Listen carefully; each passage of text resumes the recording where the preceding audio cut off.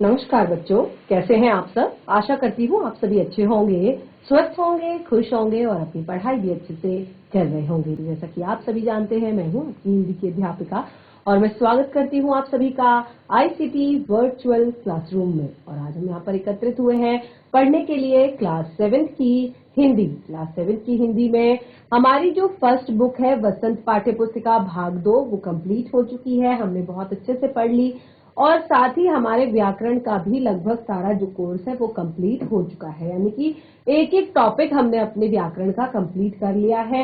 फिर भी कोई डाउट हो दोनों बुक्स में तो जरूर यहाँ पर बताएं। अपने किसी भी चैप्टर से रिलेटेड कोई प्रॉब्लम हो तो जरूर बताएं। आज हम स्टार्ट करने जा रहे हैं आपकी सेकेंड बुक, यानी कि आपकी दूसरी पाठ्य पुस्तिका जिसका नाम है बाल महाभारत कथा। क्लास 6 में आप सभी ने बाल राम कथा पढ़ी है, जो रामायण जो एक आपकी बुक है। पूरी राम कथा भगवान राम के जन्म से लेकर एक तरह से जैसे उन्होंने शिक्षा ग्रहण की, उसके बाद जिस तरह से उनका विवाह हुआ, 14 वर्ष की का वनवास जिस तरह से उन्होंने झेला, तो ये सारी चीजें आपने क्लास 6 में पढ़ी। आज हम यहाँ पर बाल महाभारत कथा यानी कि महाभारत पांडवों के बारे में आज यहाँ पर हम पढ़ने वाले हैं, दुर्योधन के बारे में आज यहाँ पढ़ने वाले हैं, महाभारत के युद्ध के बारे में हम यहाँ पर पढ़ने वाले हैं, कर्ण के बारे में हम यहाँ पर पढ़ने वाले हैं। तो एक तरह से बहुत ही ज्यादा इंटरेस्टिंग है हमारी ये बुक और बहुत ही ज्यादा ज्ञानवर्धक है। आपने टीवी सीरियल्स में जरूर देखा होगा महाभारत और बहुत सारी बातें सुनी भी होंगी और बहुत सारी चीजें देखी भी होंगी महाभारत के बारे में। तो चलिए आज स्टार्ट करते हैं हम आपकी बुक को। और जैसे कि मैंने आपको बताया सभी चीजें यहाँ पर पता चलने वाली है। बहुत ही इंटरेस्टिंग ये बुक है हमारी, तो ध्यान पूर्वक समझने की कोशिश आप इसको करेंगी। तो स्टार्ट करते हैं। पहला जो आपका अध्याय है इस बुक में वो अध्याय महाभारत कथा के नाम से ही दिया गया है। जो पहला अध्याय है तो क्या कुछ कहा गया है इस महाभारत की कथा में, तो महाभारत कथा के कीर्तिमान, जो महाभारत कथा महर्षि पराशर के कीर्तिमान पुत्र वेद व्यास की देन है। महाभारत की रचना किसने की, किसने लिखा महाभारत पुस्तक को? वेद व्यास ने, महर्षि वेद व्यास द्वारा किसकी रचना की गई? महाभारत इसकी रचना की गई, कथा लिखी उन्होंने। व्यास जी ने महाभारत की ये कथा सबसे पहले अपने पुत्र शुकदेव को कंठस्थ कराई थी। जो ये महाभारत की कथा थी, ये कथा सबसे पहले उन्होंने अपने पुत्र शुकदेव को सुनाई थी। कंठस्थ कराई थी, एक तरह से सुनाई नहीं थी। सुनाना और कंठस्थ कराने में बहुत डिफरेंस होता है। सुनाने में क्या होता है, आप रोज नई नई कहानियां सुनते हैं, रोज नई नई बातें पढ़ते हैं, लेकिन क्या आप उन सबको कंठस्थ करते हैं? नहीं। तो कंठस्थ करना यानी कि आपको बिल्कुल दिमाग में वो बैठ गई, आपको मुंह जबानी याद है और आप कभी भी कुछ भी उस टॉपिक से अगर रिलेटेड हम आपसे पूछें तो आप बता सकते हैं, उसे कहते हैं कंठस्थ करना। तो उन्होंने अपने पुत्र शुकदेव को ये कथा कंठस्थ कराई थी और फिर उसके बाद उन्होंने अपने दूसरे शिष्यों को ये कथा सुनाई। मानव जाति में महाभारत की कथा का प्रसार महर्षि वैशंपायन, महाभारत की कथा का प्रसार, अभी देखिए मैंने आपको प्रचार और प्रसार में अंतर बताया था, लास्ट सेशन में बताया था ना। देखिए इसीलिए हम सारी चीजें पढ़ते हैं। अब देखिए हमारे व्याकरण पढ़ने का भी कोई ना कोई रीजन होता है, हमारी कविता पढ़ने का भी कोई ना कोई रीजन होता है, हमारा गद्य पढ़ने का भी कोई ना कोई रीजन होता है, और इसी तरह हमारी ये महाभारत पढ़ने का भी, यहाँ पर महाभारत कथा पढ़ने का भी एक रीजन है। तो देखिए यहाँ पर एक शब्द आया है प्रसार। तो जो हमने लास्ट सेशन में मैंने आपको डिफरेंस बताया था प्रचार और प्रसार में, तो यहाँ पर कहा कि मानव जाति में महाभारत की कथा का प्रसार। प्रसार क्या होता है? फैलाव, यानी कि एक ने कही, दूसरे ने सुनी, दूसरे ने तीसरे को सुनाई, तीसरे ने चौथे को सुनाई, तो इस तरह से सब में क्या हुआ? कथा का प्रसार हुआ, ना कि प्रचार। उसको बेचा नहीं जा रहा है, उसको सुनाया जा रहा है और उससे लोग कुछ ना कुछ प्राप्त कर रहे हैं, ग्रहण कर रहे हैं। तो वो क्या है? प्रसार है। प्रसार महर्षि वैशंपायन द्वारा हुआ। वैशंपायन व्यास जी के मुख्य शिष्य थे। जो महर्षि वेद व्यास थे उनके मुख्य शिष्य थे व्यास जी। ऐसा माना जाता है कि महाराजा परीक्षित के पुत्र जन्मेजय जो महाराजा परीक्षित थे उनके पुत्र ने एक बड़ा यज्ञ किया। अभी देखिए मैं ये सारी चीजें आपको क्लियर करूंगी कि ये महाराजा परीक्षित कौन थे। ठीक है, ये सारी चीजें आपकी अपने आप क्लियर होंगी आगे। आप कंफ्यूज बिल्कुल मत होना, बस सिर्फ ध्यान से इसको पढ़ना। तो ये सारे जो ऋषि हैं कौन किसका पुत्र था ये सारी चीजें आपको यहाँ पर क्लियर होंगी। तो देखिए महाराजा परीक्षित के पुत्र जो जन्मेजय थे ने एक बड़ा यज्ञ किया था और इस महायज्ञ में सुप्रसिद्ध पौराणिक सूत जी भी मौजूद थे। जो आपने जब आप कभी कथा सुनते होंगे भगवान की, सत्यनारायण भगवान की जब कथा घर पर की जाती है तो उसमें बार बार नाम लिया जाता है, सूत जी कहते हैं। ठीक है, तो इसी तरह से उस प्रसिद्ध जो पौराणिक महायज्ञ हो रहा था तो उस यज्ञ में सूत जी भी मौजूद थे और सूत जी ने समस्त ऋषियों की एक सभा बुलाई और महर्षि शौनक आदि इस सभा के अध्यक्ष हुए। महर्षि शौनक। ठीक है, तो यहाँ पर ये थोड़ा सा आपको आध्यात्म से जोड़ती है चीजें, आपका झुकाव उस तरफ करती है, आपका ज्ञान भी बढ़ाती है, ताकि फ्यूचर में देखिए ऐसा तो नहीं है कि हम कभी ना कभी अपनी संस्कृति से जुड़ते हैं, किसी न किसी तरह से समाज में हम कभी ना कभी इकट्ठे होते हैं और ये सारी चीजें सुनते हैं, पढ़ते हैं, समझते हैं। तो अगर आप यहाँ पर अभी क्लास 7th में ही इन सब चीजों का थोड़ा ज्ञान करेंगे कि कौन थे महर्षि शौनक, कौन थे राजा महाराजा परीक्षित, तो ये सब चीजें आपको आगे काम आएंगी कभी ना कभी। क्योंकि जैसे कि मैंने आपको बताया कि हमें हमारी सभ्यता संस्कृति से अगर जुड़े रहना है तो ये सारी चीजें हमें पढ़नी है, समझनी है और साथ ही कुछ सीखना भी है इनसे। तो महर्षि शौनक आदि इस सभा के अध्यक्ष थे। सूत जी ने ऋषियों की सभा में महाभारत की कथा प्रारंभ की और महाराजा शांतनु के बाद उनके पुत्र चित्रांगद हस्तिनापुर की गद्दी पर बैठे और उनकी अकाल मृत्यु हो गई और उनके भाई विचित्रवीर्य राजा हुए।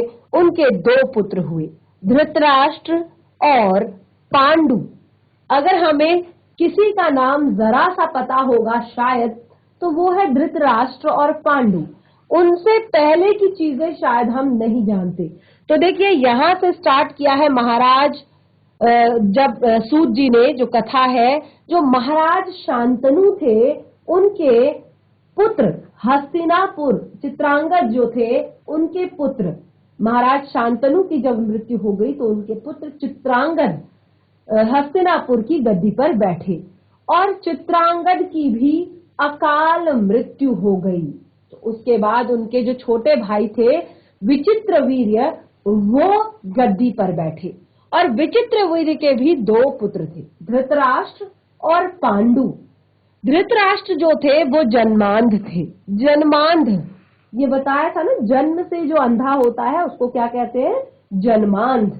तो जन्म से ही अंधे थे धृतराष्ट्र, इसीलिए उस समय नीति के अनुसार पांडु को गद्दी पर बिठाया। तो ये चीज आपने जब हम बाल राम कथा पढ़ रहे थे क्लास 6 में तब भी मैंने आप लोगों को बताया था कि जब जिस टाइम पे राम के राज्याभिषेक की बात चल रही थी, रानी कैकेयी जो है कोप भवन में चली गई थी, वो राम का राज्याभिषेक चाहती थी, भरत का राज्याभिषेक चाहती थी और राम को 14 वर्ष का वनवास देना चाहती थी। क्योंकि ये पॉसिबल नहीं था कि बड़े भाई के होते हुए, क्योंकि बड़ा भाई जब सक्षम है, ज्येष्ठ पुत्र जब सक्षम है, निपुण है, तो उसको राजगद्दी पर बिठाने के बजाय छोटे को राजगद्दी पर बिठाया जाए। तो क्योंकि उन्हें पता था कि जो भरत है वो राजगद्दी पर नहीं बैठेंगे अपने बड़े भाई के होते हुए, तो इसीलिए राम को 14 वर्ष का वनवास वहां पर दिया गया था, ताकि राम जब कुछ समय के लिए बाहर रहेंगे तो भरत उतने टाइम तक राजगद्दी को किसी न किसी तरह संभाल ही लेंगे। तो इस टाइम पर अब देखिए, मैंने आपको बताया कि अगर राजा बनने लायक है तो सबसे बड़ा पुत्र, जो ज्येष्ठ पुत्र होता है, उसी को राजा बनाया जाता है। लेकिन अगर उसमें उनमें कोई कमी है या कोई ऐसी शारीरिक कोई विकलांगता है या योग्यता नहीं है, तो उसके आधार पर दूसरे पुत्र को राजा बनाया जाता है। तो यहाँ पर क्योंकि धृतराष्ट्र जो बड़े बेटे थे वो जन्मांध थे, जन्म से ही अंधे थे, इसी लिए उस समय नीति के अनुसार पांडु को गद्दी पर बिठाया। जो पांडु थे, धृतराष्ट्र के छोटे भाई, उनको गद्दी पर बिठाया हस्तिनापुर की। पांडु ने कई वर्षों तक राज्य किया। पांडु ने कई वर्षों तक हस्तिनापुर जो राज्य था वहां पर राज किया। उनकी 2 रानियां थी। पांडु की 2 रानियां थी, कुंती और माद्री। ध्यान रखिएगा, हम ज्यादातर केवल कुंती के बारे में जानते हैं। तो देखिए, ये कुछ इस तरह की चीजें हैं। अगर आप अभी से सुनेंगे, समझेंगे, तो फिर आगे चल के आपको सारी चीजें ध्यान रहेंगी अच्छे से। तो पांडु के 2 रानियां थी, कुंती और माद्री। कुछ समय बाद, राज्य करने के बाद, पांडु अपने किसी अपराध के प्रायश्चित के लिए तपस्या करने वन चले गए। अब कुछ समय बाद, क्योंकि जिसके पास देखिए बहुत कुछ होता है और जो क्षमाशील होता है, सभ्य होता है, तो उस व्यक्ति के लिए ये जो चीजें होती है, भोग विलास की जो चीजें होती है, बहुत ज्यादा मायने नहीं रखती है। तो बिल्कुल यही चीजें पांडु के साथ हुई। पांडु काफी ज्यादा अच्छे राजा साबित हुए, उन्होंने बहुत अच्छे से काफी समय तक राज किया, लेकिन फिर उन्हें अपनी किसी गलती का एहसास हुआ और अपनी उसी गलती का पश्चाताप करने के लिए, अपनी उसी गलती को सुधारने के लिए, उसके लिए पश्चाताप करने के लिए वो वन में चले गए तपस्या करने के लिए। ठीक है, तो जब वो तपस्या करने के लिए वन में गए तो उनकी दोनों रानियां भी उनके साथ गई। कुंती और माद्री दोनों उनके साथ गई। वनवास के समय कुंती और माद्री ने 5 पांडवों को जन्म दिया। यानी कि यहाँ पर हम हमेशा पांडवों को कुंती के पुत्र कहते हैं, यानी कि केवल माता कुंती का नाम ही हम लेते हैं, लेकिन जो 5 पांडव थे वो माता कुंती और माता माद्री दोनों के पुत्र थे। तो दोनों ने 5 पांडवों को जन्म दिया। कुछ समय बाद वन में ही पांडु की मृत्यु हो गई। जो राजा पांडु थे, वन में उनकी मृत्यु हो गई। अब 5 अनाथ बच्चों का वन के, देखिए, क्योंकि जो 5 अनाथ क्या बच्चे थे पांडव, उनका वन के ऋषि मुनियों ने पालन पोषण किया। यानी कि जो 5 पांडव थे, अब उनका वन में पालन पोषण हुआ और उनको पढ़ाया लिखाया, क्योंकि वन में बहुत सारे ऋषि मुनि रहते थे, तो उन्होंने बच्चों को पढ़ाया लिखाया, ज्ञान दिया, उनका पालन पोषण किया। अब जब महाराज युधिष्ठिर, यानी कि पांडवों में जो सबसे बड़े पुत्र थे युधिष्ठिर, जब वह 16 वर्ष के हुए, तो उस समय ऋषियों ने 5 राजकुमारों को हस्तिनापुर ले जाकर भीष्म पितामह को सौंप दिया। भीष्म पितामह कौन थे? भीष्म पितामह उनके दादाजी थे। अब देखिए, दादाजी किस तरह से थे वो भी ध्यान दीजिए। ठीक है, वो मैं आपको बताऊंगी, क्योंकि अभी आप कहेंगे कि उनके दादाजी तो धृतराष्ट्र थे। एक तरह से आप कहेंगे कि उनके जो दादाजी थे वो तो आपके धृतराष्ट्र थे, और एक तरह से जो ताऊ जी थे वो धृतराष्ट्र थे, या उनके जो दादाजी थे वो विचित्रवीर्य थे, या फिर आप कहेंगे कि चित्रांगद थे। तो लेकिन पितामह भी उनके दादाजी थे। ये कैसे थे, ये आप आगे पूरी कहानी पढ़ेंगे भीष्म पितामह के बारे में, और उनके बारे में आपने जरूर कभी न कभी सुना होगा कि भीष्म पितामह कई दिनों तक बाणों की सैया पर लेटे थे और उन्होंने अपनी इच्छा के अनुसार अपने प्राण त्यागे थे। तो ये कहानी आपने सुनी होगी कभी न कभी। इसको हम पूरा आगे यहाँ पर डिस्क्राइब करेंगे, अच्छे से सुनाएंगे आपको।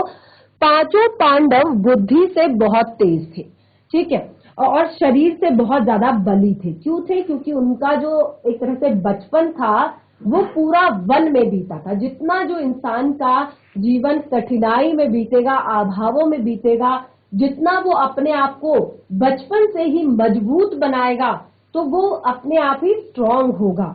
ठीक है, तो उनका जीवन जो है वन में ही बीता और उनकी शिक्षा दीक्षा ऋषियों के साथ हुई।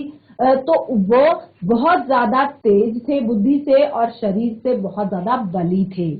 उनकी प्रखर बुद्धि और मधुर स्वभाव ने सबको मोह लिया और कुछ ही दिनों में जो हस्तिनापुर था वहां पर सभी उनकी प्रशंसा करने लगे, क्योंकि उनकी प्रखर बुद्धि और उनका स्वभाव जो था वो बहुत मधुर था। उसने हस्तिनापुर के काफी सारे लोगों को एक तरह से मोहित कर लिया। यह देखकर धृतराष्ट्र के पुत्र कौरव उनसे जलने लगे। जो धृतराष्ट्र के पुत्र थे कौरव, अब उनको उनसे ईर्ष्या होने लगी, जलन होने लगी, क्योंकि वो हमेशा से ही राजमहल में रहते थे। उन्होंने कभी कोई कष्ट नहीं देखा, कभी बहुत अच्छी शिक्षा उन्होंने ग्रहण नहीं की और एक तरह से कठिनाइयों वाला जीवन उन्होंने कभी नहीं देखा। तो उनके अंदर इस तरह की शालीनता और इस तरह का बल और तेज बुद्धि, इस चीज की थोड़ा सा उनके अंदर कमी थी। और एक तरह से अब यहाँ पर एक कंपटीशन सा हो गया कि पांडवों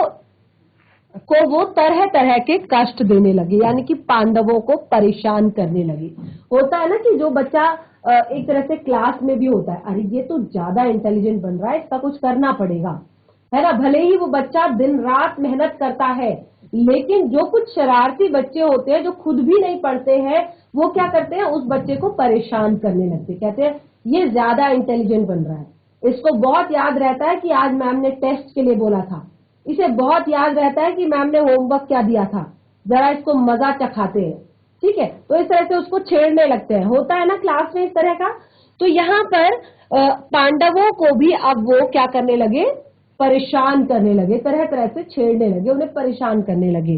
दिन पर दिन कौरवों और पांडवों के बीच वैर भाव बढ़ता जा रहा था। अब देखिए, थे तो वैसे वो भाई भाई थे, क्योंकि वो एक तरह से भाइयों के पुत्र थे, तो भाई भाई थे, लेकिन क्योंकि कौरव जो है हमेशा उनको एक प्रतिस्पर्धा से देखते थे, एक कंपटीशन के लेवल से देखते थे, कि उनको लगता था कि हमेशा इन्हीं की तारीफ होती है, लोग इन्हीं की बातें करते हैं, तो उनको वो हमेशा नुकसान पहुंचाते थे, कष्ट देते थे, और इस तरह से दोनों के बीच जो वैर भाव है वो बढ़ता जा रहा था।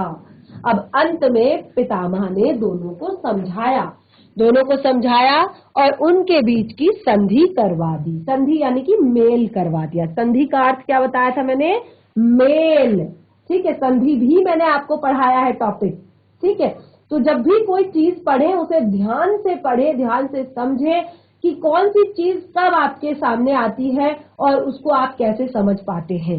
ठीक है, तो भीष्म पितामह ने उनके बीच संधि करवाई, यानी कि मेल करवाया। ठीक है, अब क्या होता है, जब आप लोग आपस में लड़ते हैं क्लास में, फिर टीचर्स आती है और फिर आप लोगों के बीच में संधि करवाती है, मेल करवाती है, आपसे बोलती है कि जिसकी गलती है वो सॉरी बोलेगा, और दोनों को डांटती है कि अगली बार इस तरह से नहीं होना चाहिए, और दोनों को मित्र बनने के लिए कहती है। बिल्कुल वही हुआ। भीष्म के आदेशानुसार कुरु राज्य के 2 हिस्से कर दिए गए। अब भीष्म क्योंकि उनके दादाजी हैं, तो उन्होंने अब कुरु राज्य के 2 हिस्से कर दिए। कौरव हस्तिनापुर में ही राज करते रहे और पांडवों को एक अलग राज्य दे दिया गया, जो आगे चलकर इंद्रप्रस्थ नाम से मशहूर हुआ। और इस प्रकार कुछ दिन तो शांति बनी रही, क्योंकि पितामह थे, दादाजी थे, उनका कहना कोई भी नहीं टाल सकता था। और इस तरह से अब क्योंकि जो कौरव थे वो पहले से हस्तिनापुर पर राज कर रहे थे, तो वो हस्तिनापुर पर ही रहे, और पांडवों को एक अलग राज्य दिया गया, और उस राज्य को आगे चलकर वो बहुत ही ज्यादा प्रसिद्ध हुआ और उसका नाम इंद्रप्रस्थ रखा गया। और उन दिनों, क्योंकि उन दिनों देखिए हर आज के टाइम में और तब के टाइम में काफी डिफरेंस था। तो देखिए उस समय पर लोगों के जो खेल होते थे, मनोरंजन का जो खेल होता था वो चौरस होता था। चौरस यानी कि चौपड़ भी उसको कहते हैं। इस तरह से गोटियां फेंकते हैं, जैसे हम लूडो खेलते हैं ना, अभी तो बिल्कुल उसी तरह से गोटियां फेंकी जाती थी और उस पर फिर शर्त लगाई जाती थी, यानी कि ऐसी ऐसी शर्तें लग जाती थी कि अपने राज्य तक की बाजी लोग लगा देते थे। जैसे हम कहते हैं ना कि चल जो जीतेगा उसको ये मिलेगा, ठीक है। तो इस तरह से वहां पर भी जब चौपड़ खेली जाती थी तो शर्तें लगती थी। देखिए वो तो थे ही बड़े बड़े राजा, तो शुरुआत में छोटी छोटी चीजों की बाजी लगाई गई, उसके बाद मतलब इतनी ज्यादा इसका शौक चढ़ा, इतना ज्यादा इसका नशा चढ़ता था कि लोग अपने राज्य तक की बोली लगा देते थे, राज्य तक की बाजी लगा देते थे। इस रिवाज के मुताबिक एक बार पांडवों और कौरवों ने भी चौपड़ खेला। अब देखिए थे तो भाई भाई, लेकिन कौरवों की हमेशा से एक ही मंशा थी, एक ही उनका एक एम था, उद्देश्य था कि वो किसी तरह से पांडवों को फिर से जंगल वापस भेज दें। किसी तरह से वो पांडवों को देखना पसंद नहीं करते थे, वो पांडवों को बिल्कुल पसंद नहीं करते थे। तो उनका रीजन हमेशा एक ही मोटिव रहता था कि वो कैसे पांडवों को हराएं, कैसे पांडवों को नीचा दिखाएं। तो अब उन्होंने, क्योंकि देखिए यहाँ पर थोड़ी सी सुलह हो चुकी थी, दोनों के राज्य अलग हो गए थे, तो अब शायद अब ये रोज रोज के झगड़े की उम्मीद तो शायद कम थी, लेकिन फिर भी अब जो कौरव थे उन्होंने रिवाज के मुताबिक, क्योंकि सभी खेलते थे तो रिवाज के मुताबिक वो दोनों भी सामने आए और उन्होंने भी चौपड़ खेला, ठीक है। अब कौरवों की तरफ से जो शकुनी था, शकुनी कौन था, एक एक चीज जो है ध्यान से पढ़िएगा क्योंकि मैं नेक्स्ट सेशन में आपसे प्रश्न भी करूंगी। शकुनी था कौरवों का मामा। शकुनी कौन था, कौरवों का मामा था, और वो बहुत ही ज्यादा कुटिल था। कुटिल यानी कि बहुत चाले चलता था, वो बहुत चीटिंग करता था, बहुत कुटिल था, बहुत उसकी बुद्धि बहुत तेज थी और उसने युधिष्ठिर तक को हरा दिया था। इसके फलस्वरूप पांडवों का राज्य छिन गया और 13 वर्ष का वनवास भोगना पड़ा। और यह उसमें एक शर्त थी कि यह भी कि 12 वर्ष के वनवास के बाद 1 वर्ष का अज्ञातवास। अब देखिए ऐसे ऐसे शब्द आपके सामने आ रहे हैं, आपको ध्यान पूर्वक सुनना है। तो उन्होंने अब यहाँ पर शर्त रखी थी राज्य की कि जो भी इस चौपड़ में हारेगा वो अपना राज्य जीतने वाले को दे देगा, ठीक है। और 12 वर्ष तक वन में रहेगा, 13 वर्ष, जो 13वां वर्ष होगा उसको अज्ञातवास में गुजारेगा। अब ये अज्ञातवास क्या होता है ये मैं आगे यहाँ पर बताती हूँ आपको।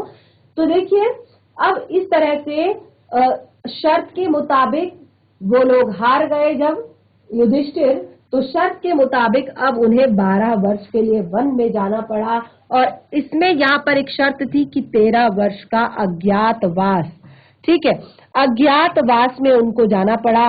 तो अज्ञातवास में क्या हुआ, अज्ञातवास में होता है, अज्ञातवास में ये होता है कि जब अज्ञातवास हुआ तो उस टाइम पे ये था कि अगर आपस में मिलना नहीं चाहिए, मतलब अगर इस 1 वर्ष में अगर कहीं दिख गए, अगर 1 वर्ष में कहीं पर उन्हें दिख गए तो क्या होगा कि दोबारा से उन्हें 12 वर्ष के लिए वन जाना पड़ेगा। तो यानी कि 12 वर्ष तक तो दिख सकते हैं कहीं पर, लेकिन 1 वर्ष के लिए तो आपको लापता होना है, दिखना नहीं है कहीं पर भी, ठीक है। तो ऐसा उन्हें करना होगा और उसके बाद उनको उनका राज्य लौटा दिया जाएगा। और द्रौपदी के साथ 5 पांडव 12 वर्ष के वनवास और 1 वर्ष का अज्ञातवास बिताकर वापस लौटे। तो उसके बाद जो 5 पांडव थे वो 12 वर्ष तक वन में रहे और 1 वर्ष का अज्ञातवास उन्होंने बिताया, वहां से वो वापस लौटे। तो अब जब वो वापस लौटे तो युधिष्ठिर को तब तक काफी लालच उसका बढ़ चुका था, क्योंकि 12-13 वर्ष से वो इंद्रप्रस्थ पर भी राज्य कर रहा था, तो उसका लालच बढ़ गया और अब उसने राज्य वापस करने से इनकार कर दिया। उसने कहा कि मैं अब तुम्हें राज्य वापस नहीं करूंगा, और पांडवों को अपने राज्य के लिए लड़ना पड़ा। फिर पांडवों ने क्या किया, पांडवों ने राज्य को प्राप्त करने के लिए लड़े और इस तरह से जब वो लड़े तो युद्ध में सारे कौरव मारे गए। ठीक है, सारे कौरव मारे गए। तब पांडवों ने उस विशाल साम्राज्य के स्वामी हुए। इसके बाद 36 वर्ष तक पांडवों ने राज किया और फिर अपने पोते परीक्षित को राज्य देकर द्रौपदी के साथ तपस्या करने हिमालय चले गए। और संक्षेप में यही महाभारत की कथा है।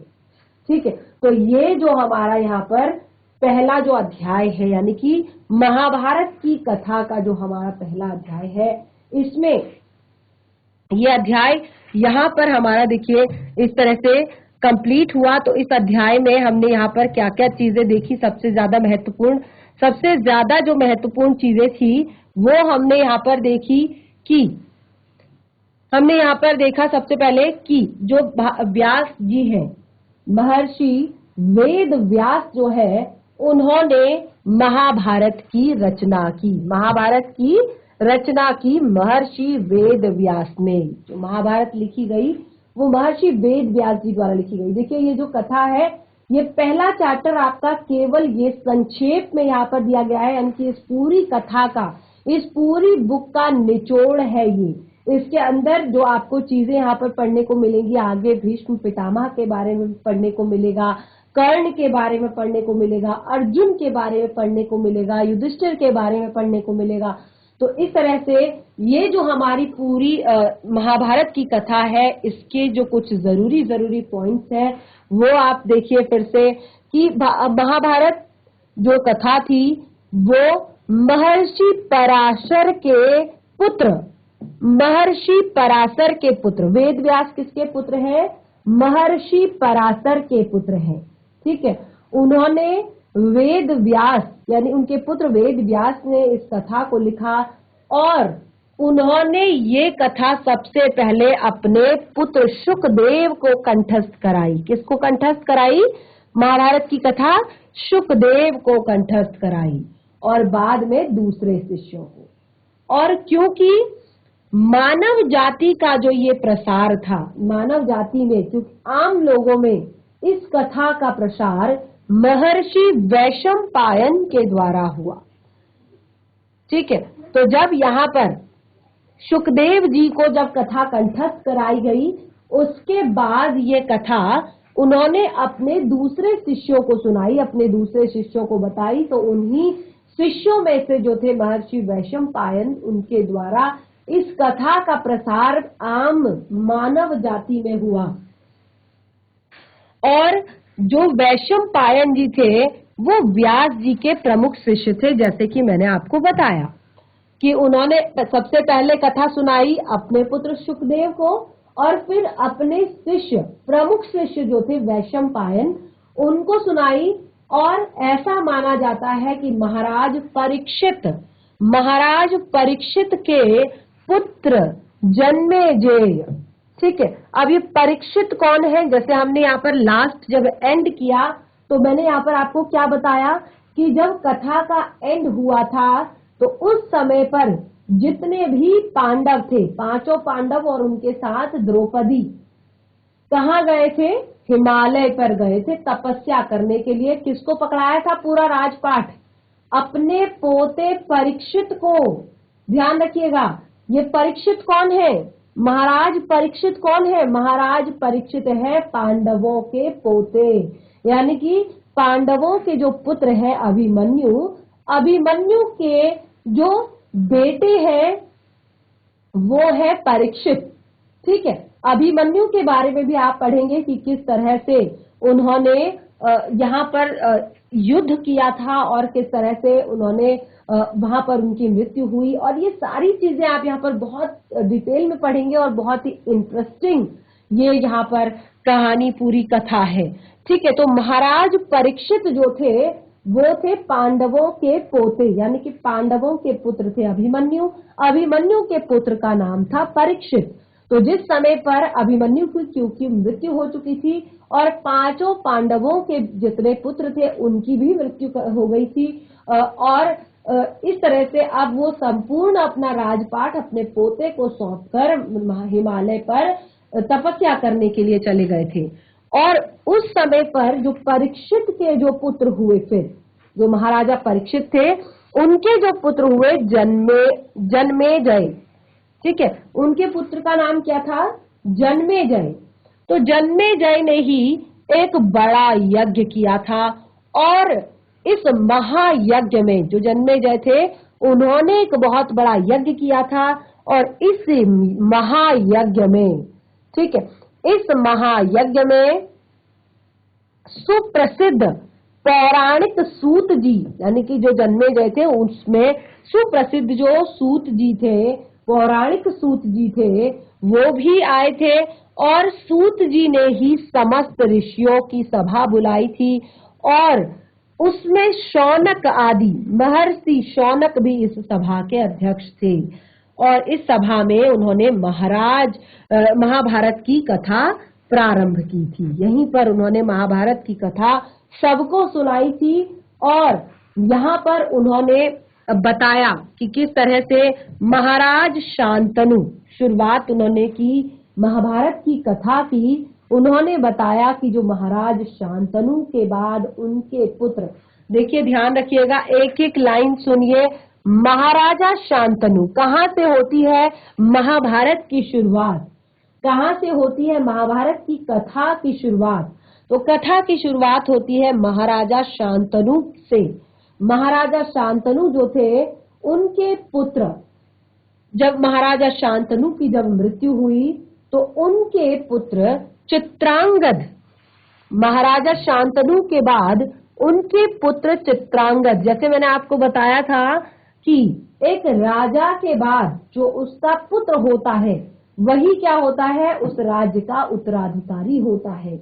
राज्य का अगला राजकुमार होता है, राज्य का अगला राजा होता है, ठीक है। तो महाराज शांतनु की जब मृत्यु हुई तो उसके बाद उनके पुत्र चित्रांगद हस्तिनापुर के राजा बने और चित्रांगद की जब अकाल मृत्यु हो गई, चित्रांगद की जब अकाल मृत्यु हो गई, अकाल मृत्यु किसे कहते हैं? जो समय से पहले मृत्यु हो जाती है, ठीक है, समय से पहले उनकी मृत्यु हुई। तो अकाल मृत्यु हो जाने के बाद उनके भाई विचित्रवीर्य, ठीक है, चित्रांगद के जो भाई थे विचित्रवीर्य, वो राजगद्दी पर बैठे।